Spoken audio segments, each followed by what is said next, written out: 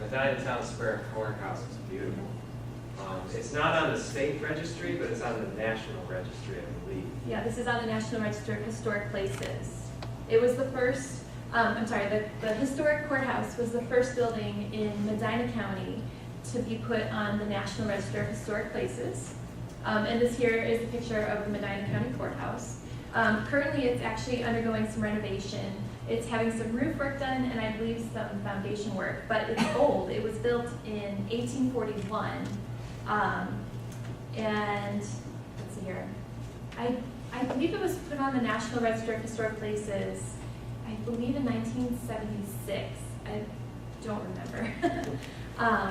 But yeah, it was built in 1841, so I think it's in a pretty impressive shape for being, quite old. It's one of the older buildings on the town square. And the town square is also on the National Register of Historic Places. And we wanted to include it in our slideshow, even though it's not part of the state register. But we think that it's just such a great example of what Medina is doing to preserve their history, to preserve their historic buildings, and to still use them. They keep them so well maintained, and they're all being used, even if they're not being used for their original purpose. But it's just a great representation of what small town America was like in the past. And I would love to see more town squares, historic town squares like this. It's such a great, it's very alive and vibrant, which is really great. And I'd love to see it be added to the state register too. Oh, that'd be great.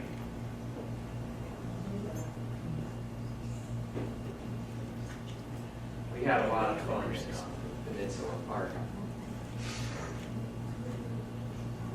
I feel like this appeals to so many people, even people who aren't enamored with history, historic buildings. This is great if you're just into nature. This is Lock 29, I believe, right here.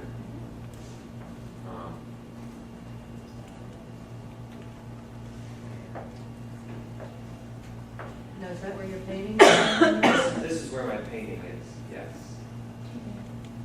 And it's hard to see because there's no lights on it. Oh, thanks.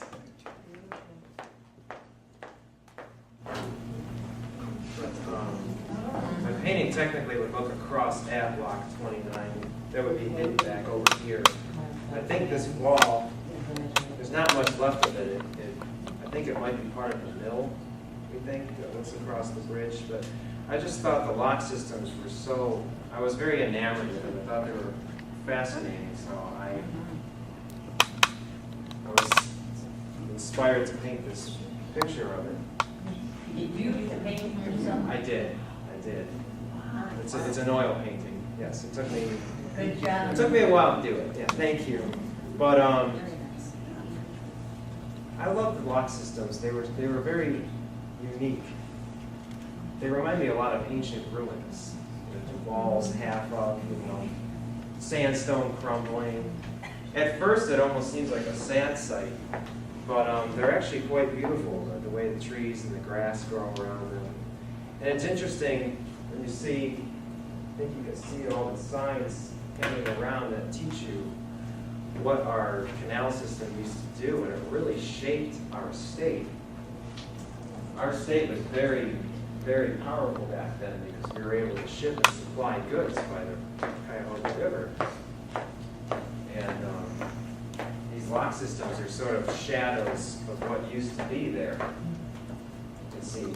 This is actually the remnants of the aqueduct that fed Lock 30. You can see, it's a little hard to see in the picture, but that is the Cuyahoga River back there.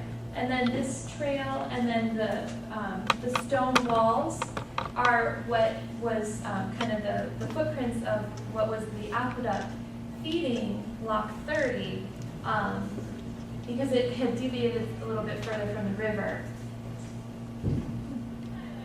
And in most cases, the fine gravel trail that we call towpath is the historic towpath where the mules used to pull the canal boats. This is one instance where the historic towpath and the current towpath do deviate. This is, it's a little tough to see, but this here is the bridge that is part of the historic towpath. And right here is, this is where the water would be to be fed into the lock. And so the mules would walk across the bridge, but for history's sake and for safety's sake, they, when they redid the park, they made the new towpath run just parallel to what used to be the historic towpath. But it's neat because you can really walk in the footsteps, literally in the footsteps of history as you explore the Cuyahoga Valley National Park. And you walk alongside where the canal used to be and walk in the footsteps of the mules and of the men that dug the canals and worked on the canals. And it's really, it's almost a surreal experience if you really think about just all the history that is just dripping from this place. It's everywhere. Everywhere you look, you just see history mixed with nature, and it's just such a beautiful and great combination. It's fascinating because it really shows you how our geological location of our state with the rivers made us so powerful in shipping of goods. And actually, Peninsula is, the locks in Peninsula are not on the Ohio Register of Historic Places, but they are on the National Register of Historic Places, as is the whole Peninsula Historic District. So I've included pictures of both the National Park and also pictures from within the Peninsula Historic District. So here's one of the churches. This is very nearby the railroad, which is now the part of the Cuyahoga Valley Scenic Railroad. This is very near that, very near Lock 29. Lock 29, yeah, very near it, almost across the street.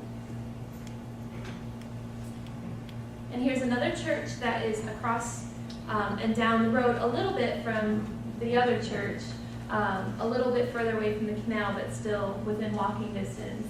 And this time of year in Peninsula, it's primarily overrun with bicycles.